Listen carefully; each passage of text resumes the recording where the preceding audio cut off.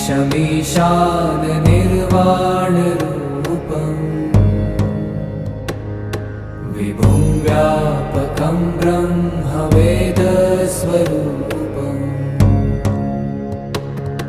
निजं निर्गुणं निर्विकल्पं निरीहम् चिदाकाशमाकाशवासं भजे।